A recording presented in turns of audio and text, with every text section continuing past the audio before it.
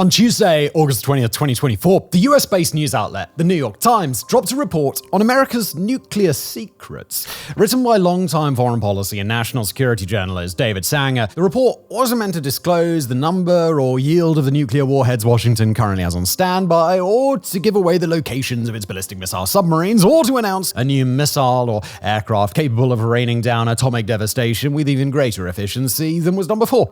Instead, the report in question was about America's nuclear adversaries and the nation's long-awaited and much-anticipated pivot to one particular adversary in particular, the one that both the American government and the American public fear might meet the United States in a new Cold War.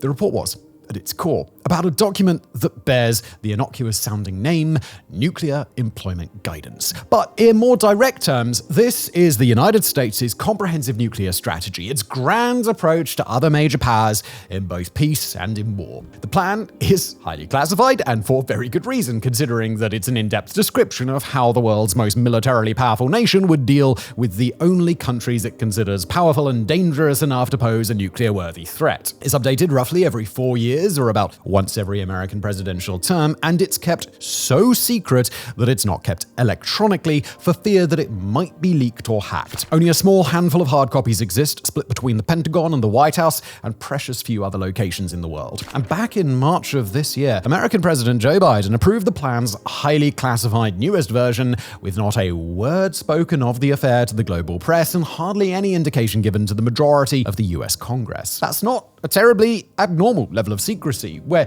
this plan is concerned, but in this particular case, it's a veil of secrecy kept around a plan that tilts the United States' entire defense strategy on its axis. That tilt brings the United States out of its decades-long head-to-head with Russia and the former Soviet Union, and officially, for the first time ever, into a new head-to-head with China. The full power of American nuclear deterrence is henceforth to be directed against Beijing. Hopefully, never in an active nuclear exchange, but in terms of both the nation's public posture and its strategic actions behind the scenes. And according to the Pentagon, that change can't come soon enough. Per Pentagon officials, the United States expects China's nuclear arsenal to reach parity with America and Russia within the next decade, not just in terms of the number of warheads it possesses, but in the diversity of yield and delivery methods, and in the sophistication of the arsenal as a whole. But while the report's central strategic pivot was to China, that wasn't the whole story. Instead, it includes additional caveats that beyond just treating nuclear-armed adversaries Russia and North Korea as strategic threats, the United States must treat them, and China, as if they are willing and able to challenge the US together. Per the New York Times report on the plan, the United States will work to prepare for the possibility of a coordinated trilateral nuclear threat, a threat that's unprecedented in the grand history of American nuclear strategy. The United States will treat China as the tip of that spear, as well as an independent actor that isn't necessarily constrained by the others. But it will work through its national security apparatus to deter all three simultaneously and perhaps together. After the New York Times story broke, the White House was confronted on the issue, but declined to either deny the change or provide further details. Per the White House, the classified plan, approved in 2024, is not a response to a single country or a single threat, but, well, we already knew that.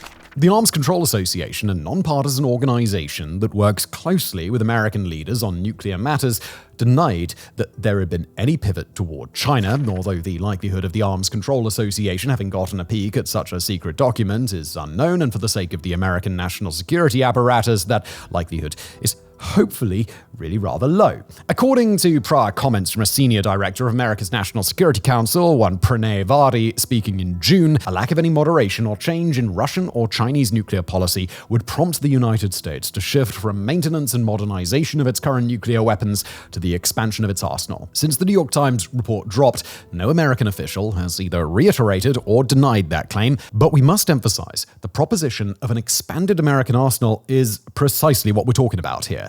If a nation is going to deter adversaries that have several thousand nuclear weapons pointed at it, then it'll need several thousand nuclear weapons to match. And Russia's arsenal, plus China's anticipated arsenal, plus North Korea's, currently outnumber America's by a wide margin. As for why such a change is necessary now, the New York Times piece indicates that it's a reflection of behavior by China, Russia, North Korea, and non-nuclear armed Iran, observed playing out in the field. The report cites Russia and China's purported new diplomatic and strategic partnerships, especially at a time when China knows full well that Russia's invasion of Ukraine has both shown Russia's willingness to perpetrate numerous atrocities and proved its stark opposition to the global West. It cites the two countries working together on military exercises. It cites China's continued stewardship of North Korea, while North Korea sends weapons to Russia, and it cites potential Russian involvement in the nuclear missile programs of both North Korea and Iran, a nation currently standing at the final threshold to nuclear-armed status. Finally, it cites the willingness of two of its three main nuclear threats, Russia and North Korea, to openly threaten the use of nuclear weapons as it suits them. The report calls out a specific crisis in October of 2022.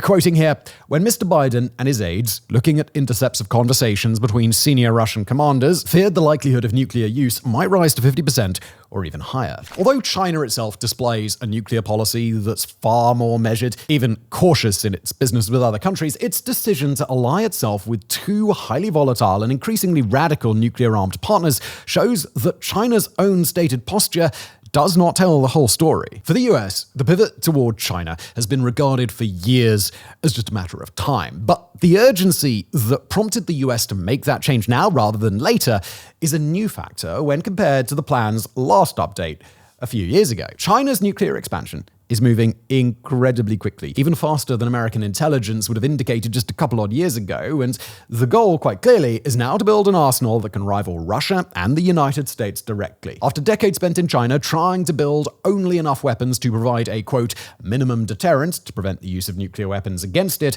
that policy has now been thrown out. One big help has been China's anticipated push to build dozens or even hundreds of modular nuclear reactors, a new design that allows China to rely on civilian nuclear power in remote areas and even lease such reactors to other nations around the world. But as China pushes toward a policy of building small reactors and potentially sending them abroad, it also proliferates devices that produce weapons-grade plutonium at mind-boggling rates. More precisely, they produce plutonium fast enough to provide all the fuel China could possibly need for the initiative that it seems to be working toward. And it's not just China whose nuclear arsenal is growing either. American officials suggest that North Korea may have over 60 nuclear warheads in its arsenal today, well over 10 times what it was thought to possess just a decade ago.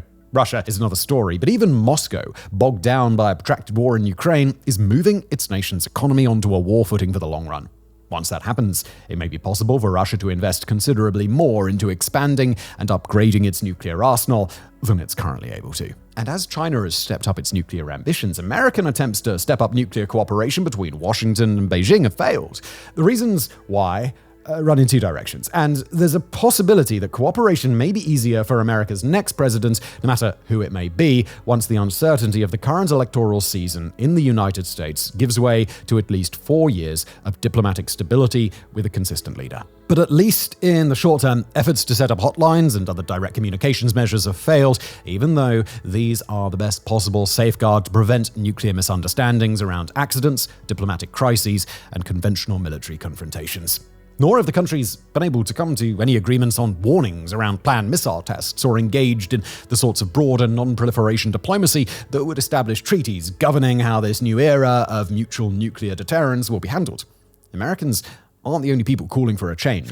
One day prior to the New York Times report, a retired senior colonel of the Chinese People's Liberation Army, Wan Zhoubo, published an argumentative piece in Foreign Policy advocating for both sides to commit to a no-first-use policy and suggesting that both nations can agree on policy steps to govern the decades to come. That piece even called out the unpredictability of Russia from the perspective of China's own military, acknowledging that Russia exists at a unique intersection of high nuclear armament and high volatility, and offering a path for China to mediate reconciliation between Russia and the United States. But overtures like that one, coming from either side toward the other, aren't likely to be enough to result in any actual policy change. And even if they did, it's unclear that those policies would even be enough. China's reaction to the New York Times report was predictably a good bit short of a full endorsement of everything that America now believes about this new world order. China expressed serious concern at the report and that the idea that the United States would pivot its nuclear strategic plan toward China at all. As one Chinese foreign ministry spokesman put it, quote, "The US is peddling the China nuclear threat narrative, finding excuses to seek strategic advantage." Continuing on, quoting again, "The facts have fully proved that the United States has constantly stirred up the so-called China nuclear threat theory in recent years." Now, whether that's a genuine expression of shock by China or a played-up display of pearl clutching or perhaps something in the middle, we'll leave you to decide. But it, like the United States' own alleged actions in changing its nuclear strategy, indicate a broader reality that's shared by both sides, that neither of them believes their own actions to be fundamentally unjustified. China sees itself as a rising global superpower and wishes to gain strategic nuclear parity with what it regards as the world's other foremost powers. The United States sees a new rival building weapons of mass destruction at a scale that only makes sense if it wants to challenge America or Russia, and the United States sees the signs clear as day that Russia isn't the power China is worried about. Both sides take the actions they deem to be appropriate based on how they perceive both themselves and each other. And when each of them is called out by the other, it's taken as an overreaction or an attempt to misconstrue their goals. We trust that each of you is inclined somewhat more toward one side than the other here, and on a personal level, well, so are we. But this is how escalation happens. Nobody is the bad guy in their own story, and that's true for both the United States and for China, even as both nations cling to their long-held strategic goals and desperately try to read the tea leaves and ascertain the motivations of the other. With Russia drawing farther away from the global West, North Korea settling into its status as an only partial pariah, Iran on the cusp of going nuclear, and China on the cusp of superpower status, we've got to recognize this new change in American strategy as yet another step in a far broader process. What's happening right now are strategic realignments and postural changes, but what's happening this decade is a shift back into great power conflict, and one that, yet again, welcomes a new great power into the mix. Now, we're not going to conclude today's video by claiming that nuclear war is suddenly on the immediate horizon again, but we also don't want to conclude with some empty claim that there's nothing to see here or nothing to worry about. Instead, we're going to end on the words of former US defense official Vipin Narang, alluding to the document before its existence was revealed. "It is our responsibility to see the world as it is, not as we hoped or wished it would be. It is possible that we will one day look back and see the quarter century after the Cold War as nuclear intermission."